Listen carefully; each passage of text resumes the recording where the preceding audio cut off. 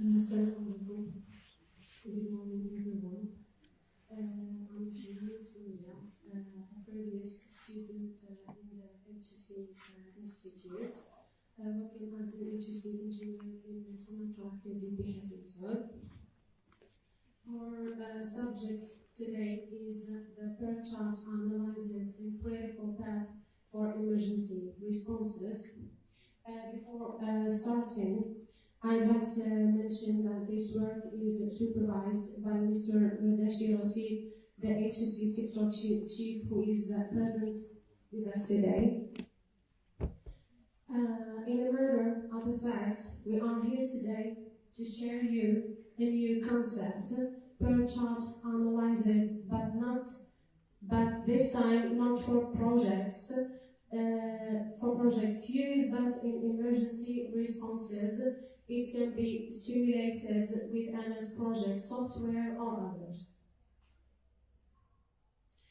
Table of content, we start by an introduction.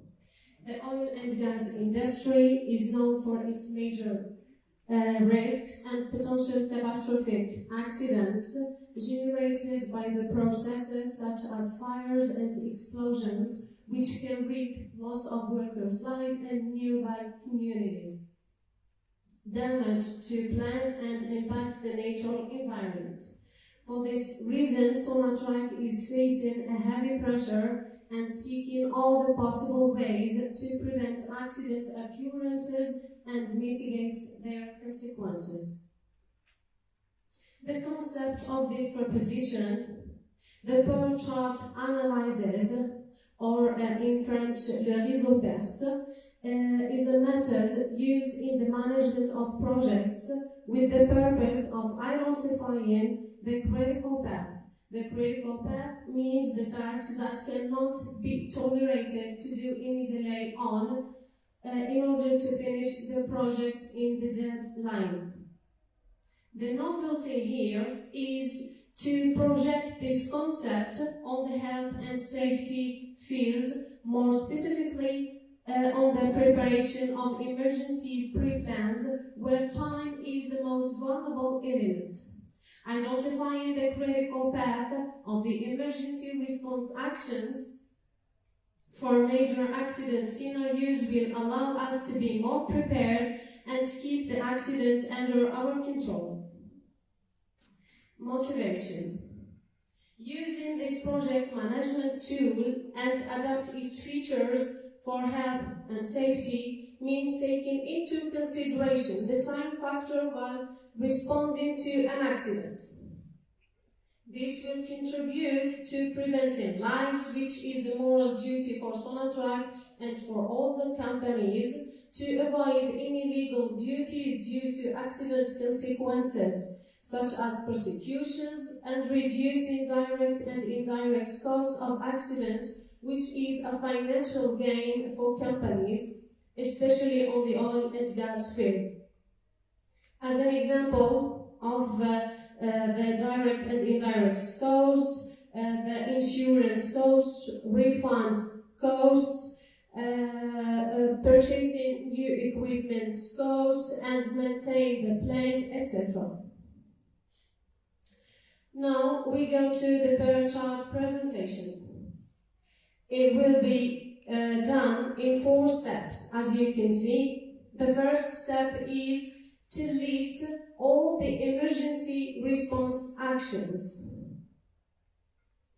We defined, first of all, the exhaustive, chronological, predicted list of actions to be taken during an emergency response for a major accident scenario, for example, storage tank fires or well eruptions, etc. Establish the task dependencies. We have to identify whether the actions are dependent on each other or are parallel, to determine in which tasks must be completed. Then we determine the action's duration. For each action, we estimate the time each task will take to be completed. we can be optimistic, assuming that everything is going to be better than expected, or to be pessimistic, assuming that things might go wrong. It's up to the group to determine their philosophy. As an example, this step will be illustrated by a simple example of a fire started in the Degazin tank area that happened in Hassin Saoud in 12 February 2009. Just to illustrate the method, as you can see, first of all, we list all the tasks on the table, the description here, the description of each task. We mention the immediate previous tasks, whether there is dependent on a previous task or not. For this example, the detection of the fuel storage tank on the treatment control room, then calling the HC fire building is the first one. So there is no predecessors actions. The duration is, we assume that it will take 1 minute, for example, and so on for the last of actions, exit of the first firefighting from the CS Central just for observation, and etc. Here, this action will depend on the previous one. So the first group will get out for observation after the detection of the fuel gas storage tank fire. Then we go to the next step, which is the graphic representation. As you can see, we create a network diagram. First of all, the circle here will represent the node. There is nodes from the start until the end. The end here will consider the control of our fire. So we mention here, as you can see, the earliest start time of each action leaving from this node. And in this part, we mention the latest completion time of the interim action to this node. And we do the same for all the nodes. We represent also the actions by arrows to connect the nodes, as you can see here. For example, this is the beginning. The action 1 is the detection on the control room, will take 1 minute. We represent it as an arrow. And we do the same for the last. The step 3 is to identify the critical path and actions, and calculate the action margins.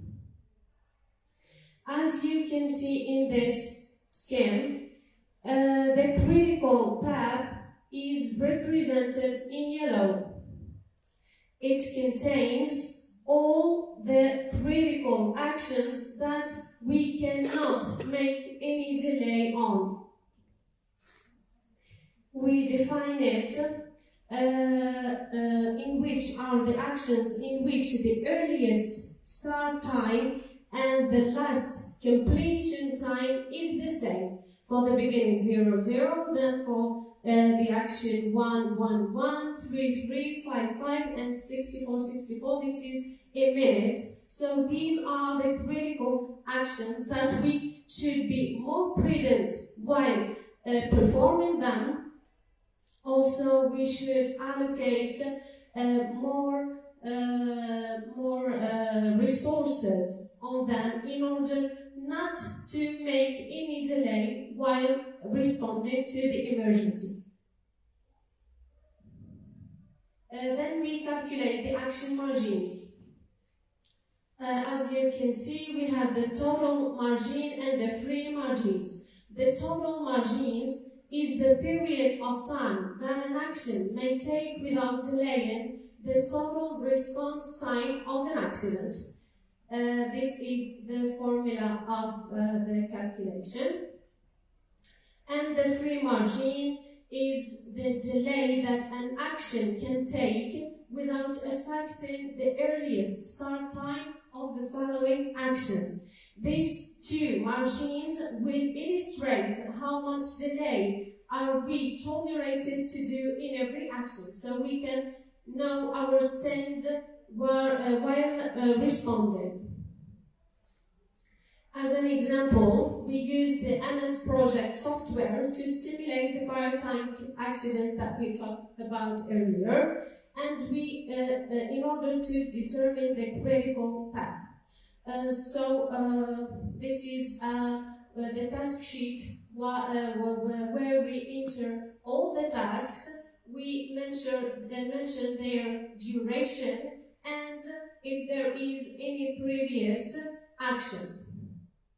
Then we use this the network diagram, this icon, to represent to stimulate the critical path, which we have seen earlier made manually.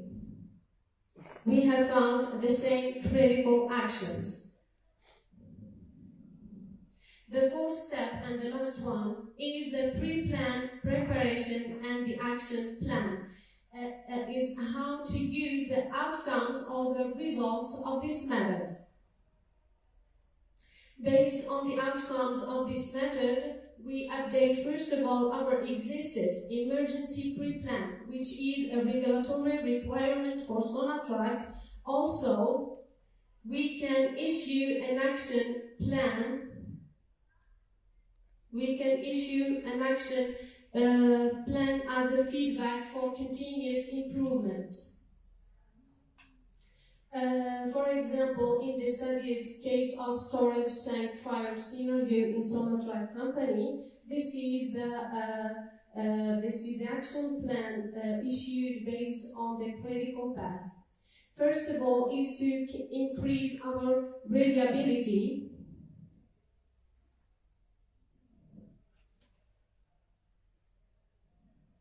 To increase the reliability of the safety instrumented system of the detection function in the tank storage area, and to reinforce the maintenance of this specific safety function to ensure its reliability. To equip the firefighting building with fire and gas alarm board. This means to cancel or to cancel the first step, which is the detection of the fuel storage tank fire on the treatment control. When we install a board on the safety building, we don't have to lose the time of the communication between the treatment control room and the HC fire building. Also, to avoid any inaccurate information. As a second action, relatively increase the number of the first firefighting team and the frequency of the scenario drill, because the firefighting till the exit of the first fire team was a critical action. So we have to put all the resources in order not to make any delay in this action. Benefits of the idea. This new concept will allow us to emphasize the sequence of action for an emergency response plan, also to visualize the dependencies between the actions, dependent and parallel actions, in order not to lose any time, to be performed at the same time for the purpose of gaining time, identifying the deadline duration of each critical action, the thing that allows us to estimate the efficiency of our response in each step, optimizing the economical and the human resources and technical needs depending on the priorities of actions, we give priority for the actions on the critical path. We allocate more resources to ensure their efficiency. This will allow the company to commit to a relevant, reliable, and optimal pre-planned response for major accident emergencies. Per-chart outcomes are useful inputs for what-if analyses. And the last one is assessing the extent of controlling of the situation during an accident response. Thank you for your attention, and any comments are the most welcome.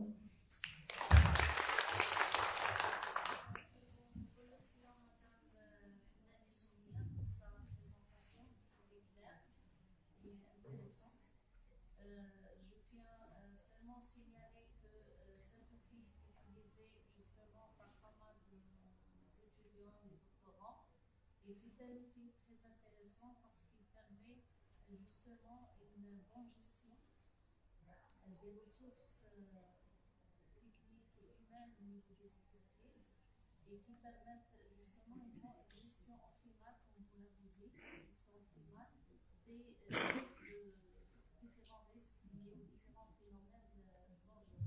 Donc on vous remercie et on passe la parole à l'assistance s'ils ont bien sûr des remarques ou des questions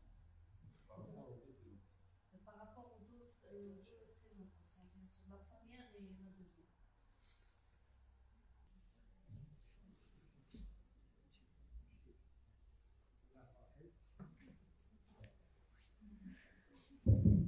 Salam alaikum. Mardassi Rachid, chef du secteur prévention au niveau de la division production ascenseur. Bon, mademoiselle Himani est là. Vous n'avez pas la critiquer. Pourquoi? C'est votre pur produit, c'est le pur produit de l'Institut d'hygiène et sécurité. D'accord? J'espère qu'on passera à ce chose, elle a pu évoluer tout en prenant part aux activités quotidiennes dans la méga région de Kazakhstan, avec tous ces risques. Donc, la présentation, et là le projet qu'elle vient de vous présenter, s'insère dans le cadre de la gestion des urgences au niveau de Sonata. Ce projet a été introduit suite aux événements malheureux de Stigda, de Rudnos, etc. Donc à ce moment-là, Sonata a pensé à mettre en place un système de gestion des urgences.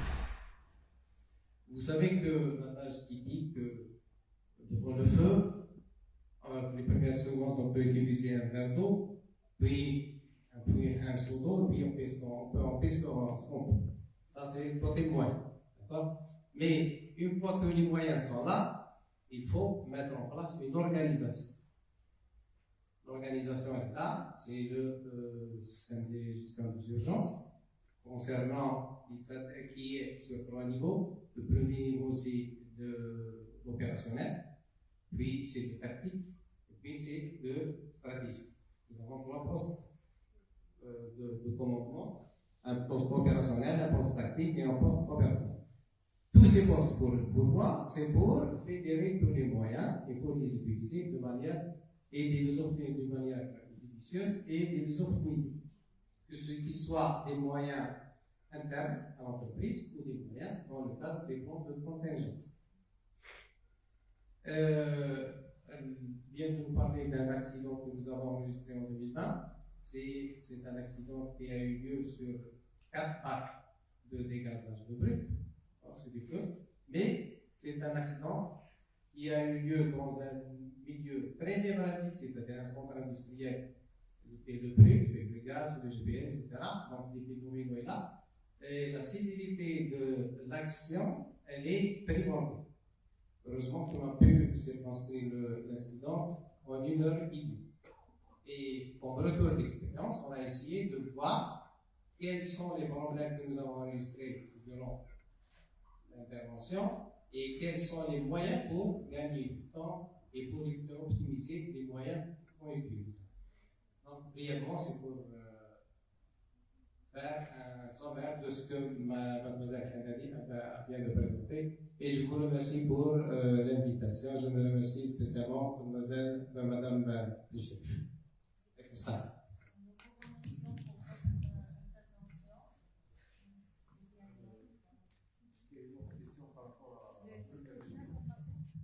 Donc, c'est mademoiselle Hnani qui est un produit de l'Institut, donc maintenant à Diabari. Monsieur Rachid Meddassi aussi un produit de l'Institut. Donc, c'est de notre promotion, je tiens à le préciser.